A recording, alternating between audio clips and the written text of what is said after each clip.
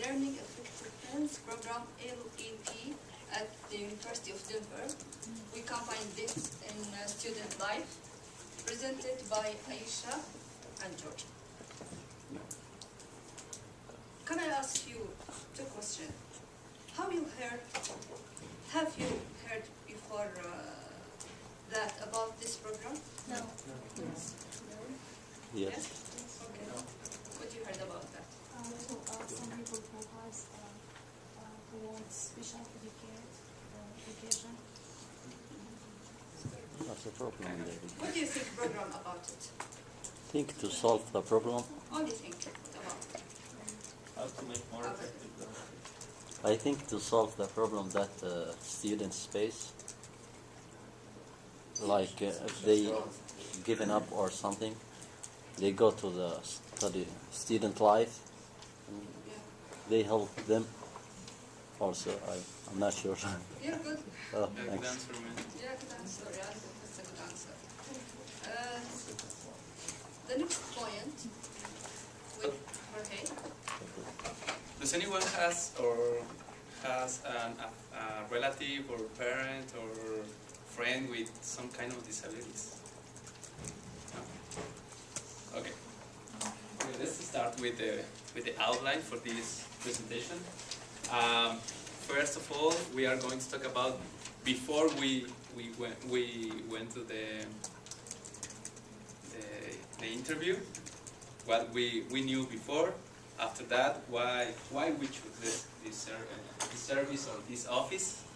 After that, as a third point, the highlights of the whole interview.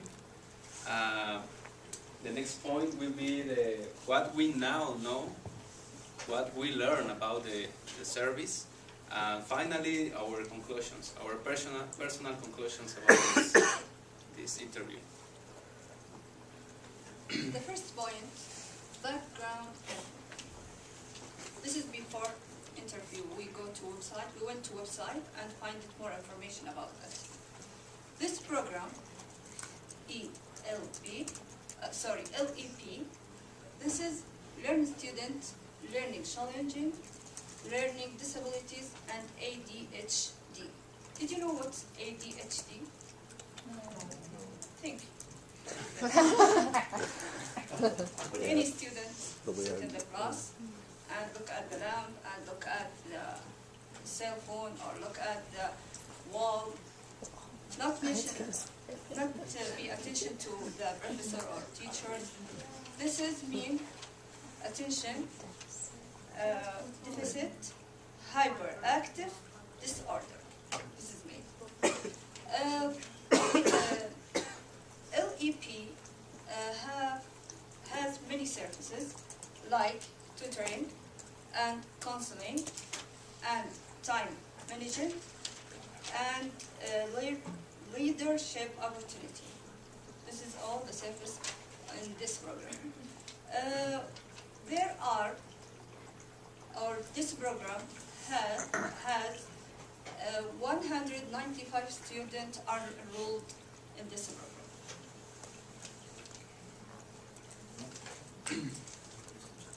The second point, why this office? Why we choose this office? For me, I have I have experience about this program. When I studied in my college in my country, Saudi Arabia, I have a friend who has a disability. He can't walk. When he has job, she has job in my college, but she can't go because my college we don't have any services for any person has disability. For me, I would like to learn about this office because when I will be back in my country, I will recommend this services for college and for the ministry. Okay, another reason why we choose this office is because no one of you will choose it. We know that we were like we feel like we had to do it just for very informative view. So that's the second reason.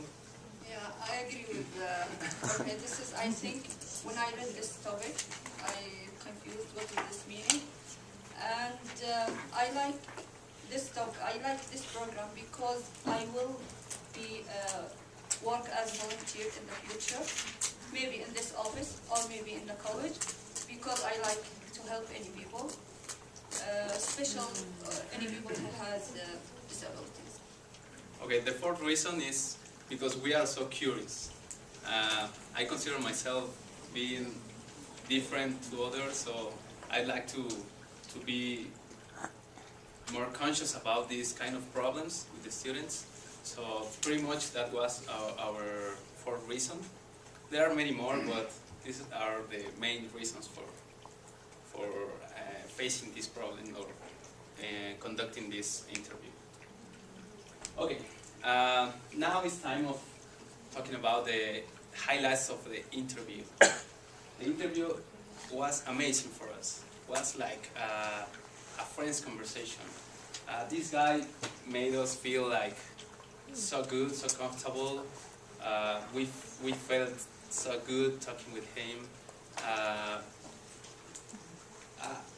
In the first, we arrived at the time, just in the time, where he was talking with other students, and he went out to his office and told us, please, and in a couple of minutes I will be with you, so be patient. And in my opinion, that is so. It's a good gesture for him. So his name is Michael Lear. I don't know what is the correct spelling. So he's an academic counselor. He dedicates his time to do this, to talk with the students. We spent like 25 minutes in the interview, just that, but we were expecting to spend less than that, like 15 minutes, but you know, this guy was so interested in our profiles, in our personal situation, so we started talking about us. He was like the interviewer for us, so it was like very amazing time with him. Another thing that the office, the ELP office is located in Catherine Rufaro Hall, which is in the 4th floor of the, I don't know if you are familiar with this kind of map. Just here is the restaurant, the Jerusalem restaurant. So it's so nice. The building is nice. It's kind of new. It's okay. Everything was great with that interview. Okay. Yeah, I like this building. It's very nice. The fourth point, we know now what the difference between DSP and LEP. What's the difference between these programs? When you go website, you find this and this, but you didn't find more information about this. When we meet Michael, we asked him about what the difference between LEP and DSP. He said, DSP, Disability Service Program, and LEP, this is my topic, our topic, LEP, Learning Effective Program. Disability is accommodation for students who has physical accommodation or who has academic accommodation. LEP, learning student, how can learn study disabilities. I think this is general information, but we can find in website more information about this. And when I asked him, because this is a good question for us because we are international students, do you have any international student? He said, we have 0 international students. No one. Yeah, don't have It was any. amazing or surprising. Yeah. Like, no one international student enrolled in this program. So Yeah. it's kind of difficult. We were talking about that in the interview. Like I was kind of asking question about why they don't go to ELC to try to identify some other students with disabilities, because we know that this guy told us that 10% of the whole population has disabilities. That means that for each 100 students, 10 has disabilities. So in any kind, could be physical or could be academical, like memory deconcentrations. So was was a good interview again.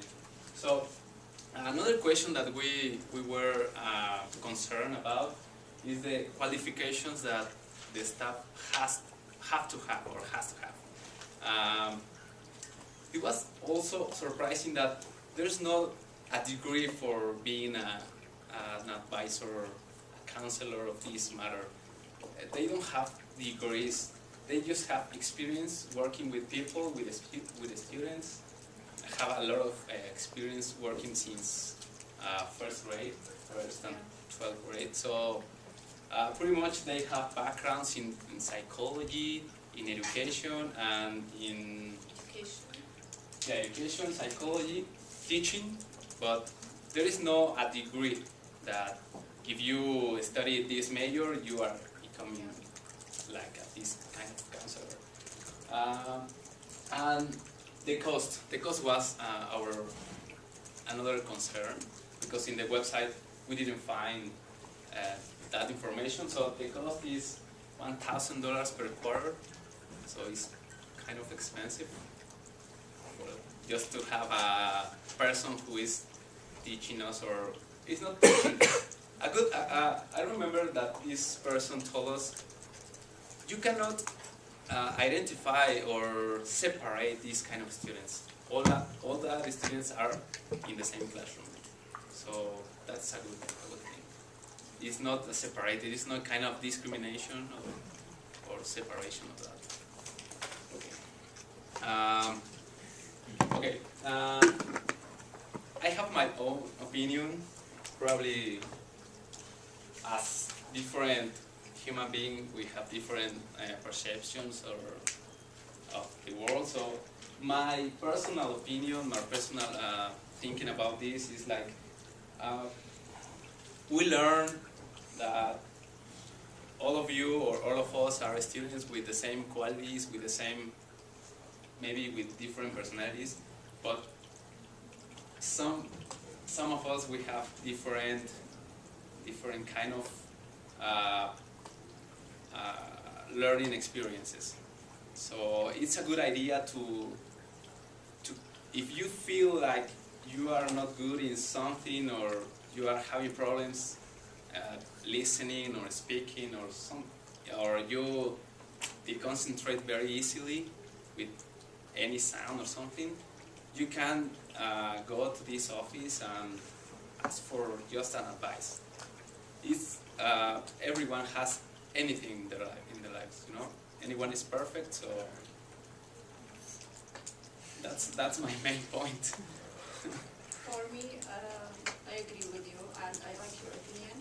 But for me, I like the idea for take care of anyone has disabilities, and these people can assimilate with other students, like normal students.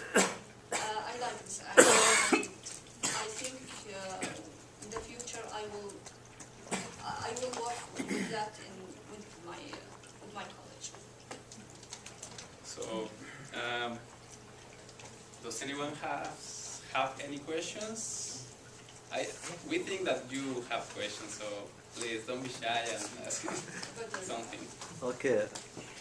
If I'm disabled to do something, or if I have problem with my studying, and how can I go there?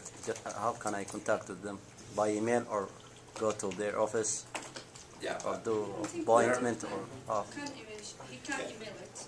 First? You can go. You can Of the best way. personally go with that. There are like 8 or 10 counselors You can have an appointment or make an appointment. Sorry, and also if you're, this guy told us that there are many teachers, especially the youngers, that are like very skilled to identify something in their students, and those teachers tell them that this student in particular is having problems, so they contact the student also. So there are many ways to reach them. But again, if you feel like you have a different kind of counseling, you can go directly to the office, to the front office, and ask. Yeah. Thanks. Yeah, sure. Yeah, Ruby. It's only provided for the DU student or for all Denver students? No, it's just for DU students. It's part of this office is part of the DU campus. So another good thing that I remember now, sorry, this program is in the top 5 in the United States. Yeah, so it should be good. You say that you don't have international students there. I have one friend from Venezuela. He studied here and he's in a wheelchair. He cannot walk. And he has sometimes bad times here, you know, studying and all that. And he doesn't know about these programs because I asked him, he told me that he doesn't know anything about a program that helps students. How do they promote that help to the students? For disabilities, you wanna? Okay. There is something that is called universal design. So, what that means? That means that all classrooms, all facilities, all buildings, everything around you, it's they are built with this kind of disabilities in mind. So they shouldn't have those problems. I don't know which one problem has your friend, but they should go to the office and ask for accommodations. The DSP program is just for accommodations. It's just for, it's free. It's free to get advising, and it's just for accommodations like physical accommodation. The program that is kind of expensive is this one, LEP, and it's about memory, about the concentration, about different learning disabilities. Sure. And students who are disabled to learn this program have to pay 1,000 per part? If this student needs some tutoring or extra time in exams or something like that, he has to pay that amount of money. But if there is just something like wheelchairs or visual things or something like that, I think free, any tools. it's free. Yeah. And come only for learning or for any treatment maybe? Not just for learning. Yeah. Also, he has to have a medical prescription. Yeah, thank you. It's not that. Okay, do you feel that you have this problem? Okay, come. You have to have antecedents or to be part of this program. Sure. I remember Aisha said she wants to be a volunteer in the LEP, and I just want to know, is anyone in DU can be a volunteer in LEP, or only for the college or the graduate students? Sorry, I didn't understand very well. I mean, who can be the volunteers to work for the LEP? Because, I mean, there are so many people in DU, like undergraduates, graduate, even the PhD, and who can be the volunteer for them? I think no problem about the graduate or undergraduate. How about major? No problem about major. But I think this is for personal, personal character. When you go there, maybe like when you go, anyone has bad, like angry, like this is bad to communicate with them. But for me, I hope volunteer in my country or here, no problem for me. To like to learn them, like my major is math. Can I learn them some equations? I can talk with them. This is me volunteer. I think just to be more specific, that the profile of that person that wants to volunteer has to be like someone who wants to work with people, someone who wants to give them advices or kind of psychology, something like that, but there is no specific degree or major or personality. Yeah. Another question. I saw someone raise his hand here. No?